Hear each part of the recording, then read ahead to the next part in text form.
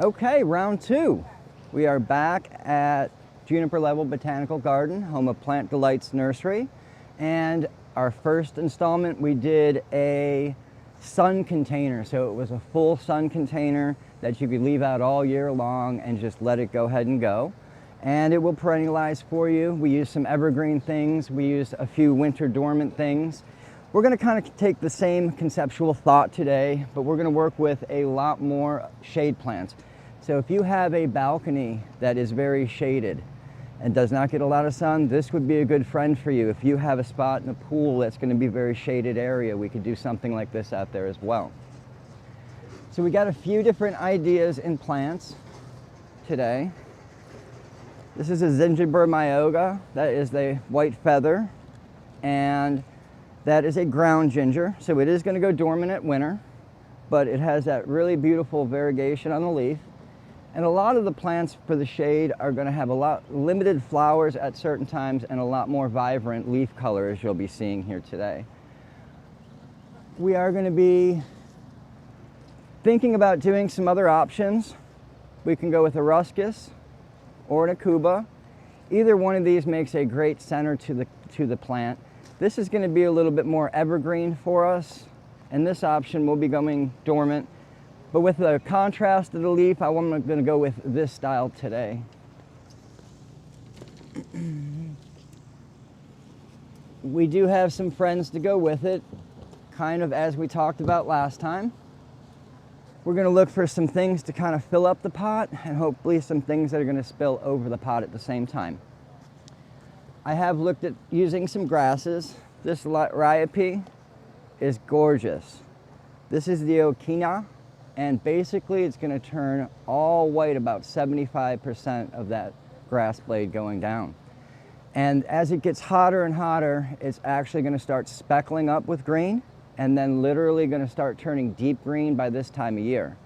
So I figured this would make a great addition all year round, having something changing, being really different. Beautiful purple little flower structure, kind of like a truss orchid look to it. And then you're going to start just pairing some stuff together.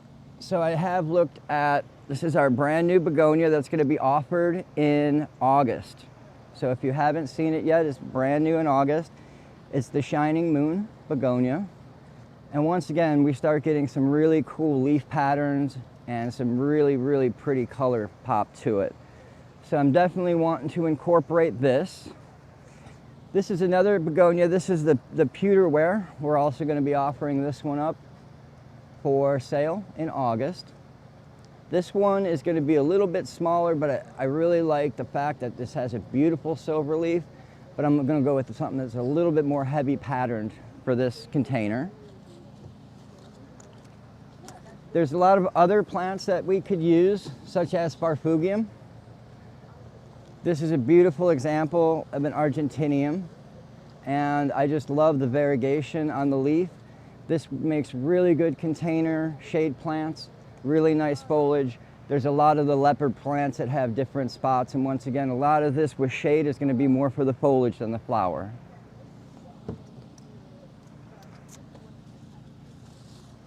We hardly ever get to showcase these. This is a golden pixie hosta. This is from more of a dwarf hosta collection where you could walk by in the garden and you will probably overlook it 9 times out of 10. It's small, has just a very little flower, but inside a container is going to have a nice spill over the side, as well as it really allows some plants to showcase that normally you're not able to showcase in space. Another good idea, I don't think we're going to use it this time around, but heuchera or coral bells is a really nice container shade plant as well. It's got some good texture and it's very reliable to go ahead and put off that new leaf over the summer without it really having a problem going too dormant. And one of my favorites to use is going to be oxalis. And we're probably going to divide this up because, as you can see, there is a lot going on with this one. So we're going to take this one and probably divide it in half and use it throughout, maybe even split it into thirds and kind of fill in the container as we go. So with that being said, it kind of gives us an idea of what we're going to be looking for with this particular container. And we're going to try to keep a lot of that purplish color in it is what I'm really looking for, where that white is going to offset in the actual winter time going into the spring. We're going to have a lot more colors coming in with the purples and everything else going into the summer and fall. So the same thing is, just for the record, because I get this all the time, the soil that we are using is basically 90% pine bark and 10% compost with just a little bit of lime in it to make the pH to where we want it, around 6. And we get it from a company called Pacific Organic. You can find something very similar at your own local stores. You can just go get some pine bark fines. We like it better for a lot of our nursery plants. So we're just adapting from the nursery into what I have on hand. You could use a different mix if you have some at home. I would want to use something that's going to drain really well. We don't want anything that's going to have a heavy peat in this, because what is going to happen is this entire bottom is going to be saturated because it's not going to dry down the same way. The water is going to continue in there. If we got a lot of media that holds a lot of moisture, it's going to really be detrimental, and it'll almost smell like if you dump it out, like it's been rotting down there. So I go with something more well drained.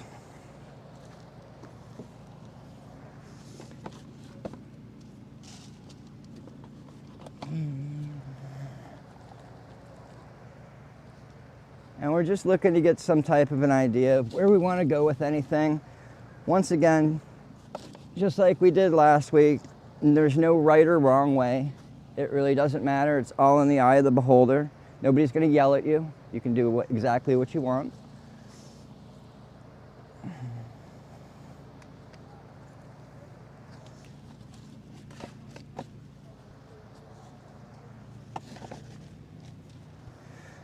Add a little bit more soil to make this easy on us.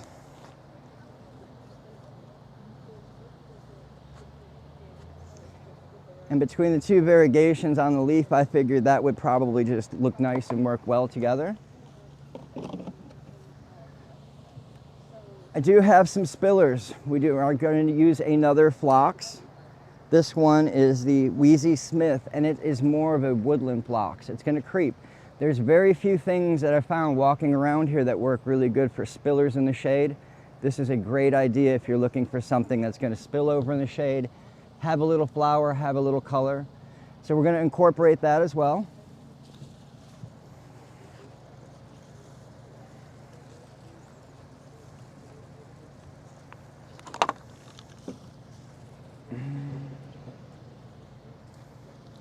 I'm going to put our dwarf hosta in there so it can fill up a little bit of that front area and that front space. And then we're going to use some grasses on the other side to kind of offset that hosta. So you got the two purple flowers that are going to start showing up at this time of year, so it should offset and look really nice together.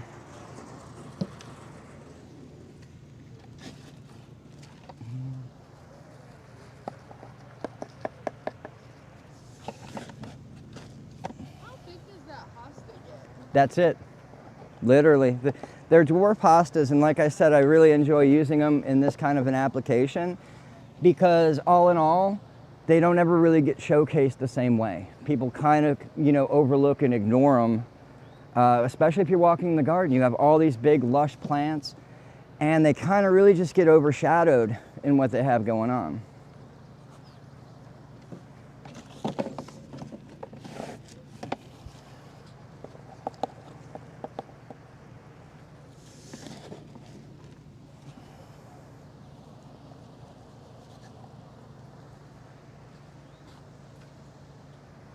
Okay.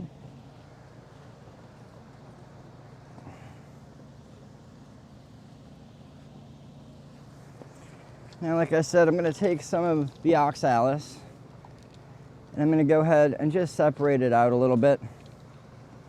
If you want to see, you actually have the corms on the inside. So that's what I'm basically separating out from, so it's nice and easy to move. Now the hard part is getting them all out this way. So if you lose a few, it's going to happen.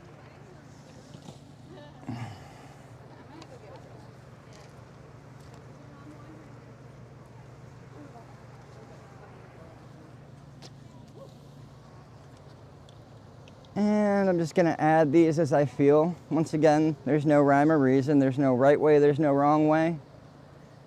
You can add them wherever you'd like. But I'm gonna use them in a second, and I'll show you to kind of offset this begonia over here and add a nice layer of color right around it.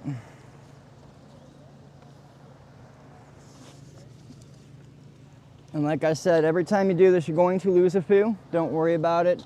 The actual corm that's in there is still in that soil that we just used.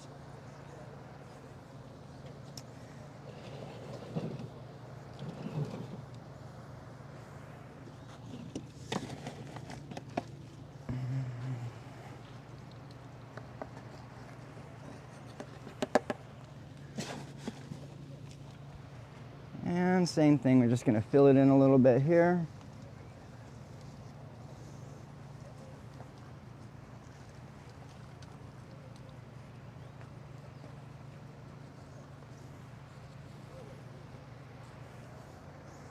And kind of get it to offset just a little bit.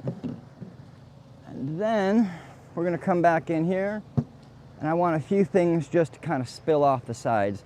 Over time, these will stand up a little bit more, but they will also choose to lay down and lay over, so you're kind of going to get a little bit of a spill with the oxalis. But like I said, we're going to use this phlox that is more of a woodland phlox, and it'll work really, really well to kind of emphasize this part. The flower color is going to be very similar to all of the other colors that we're kind of working with together.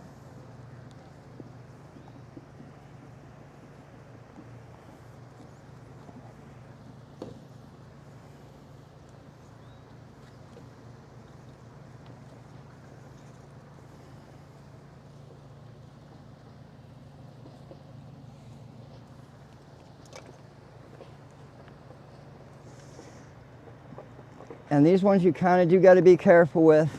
You don't want to pull it too hard, because you will actually start losing them from the center.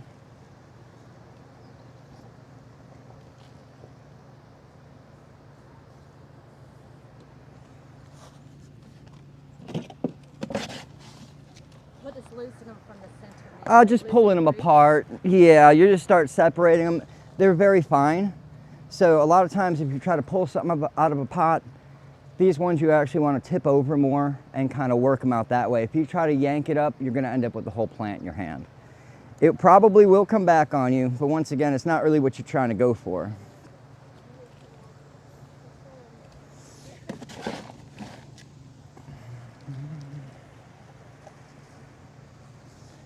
So then I'm just going to fill in the last little bit of this right here.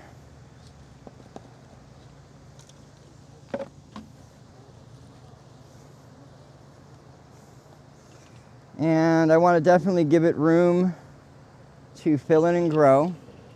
So we're not going to push it too tight.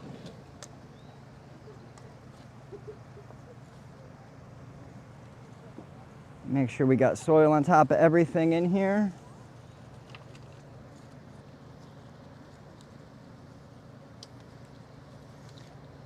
I always try to clean up any debris that I might have left. I don't really want it to sit there and start degrading if I don't have to. And what we're left with is this, and just like last week, we use a pelletized fertilizer called Nutricoat. It is an 18-6-8 on the NPK system, and we're gonna go ahead and add just a little bit throughout. This helps give it just enough fertilizer at a slow release rate so that everything can maintain healthy root structure and healthy color. Okay. And then, as we talked about last week, the way I like to use this is I put down a layer first, and then I will go ahead and add just a little bit of soil on top. And what that does is allows that not to run out of your pot. A lot of times when you use a pelletized fertilizer, everything kind of goes right up to the top, and we're watering it with a hose or it gets hit with rain, it will instantly start popping out, and you're not going to get a good fertilization rate. So by adding just a little bit of extra soil on the top, you mitigate that particle from leaving the pot. Do you ever recommend other stuff on top, like Spanish moss or marbles or rocks or anything? Yes, you could use anything like that. It's up to the eye of the beholder at that point, because at this level, you could go ahead and add some rocks. If you wanted it to have more of a desert feel to it, you can definitely add some things like marbles. I would stay away from things that are plastic. I would use something that's going to be a little bit more organic that way, where you don't want leaching of whatever might be in that plastics into your container. So at the end of it all, we now have worked out kind of what we wanted.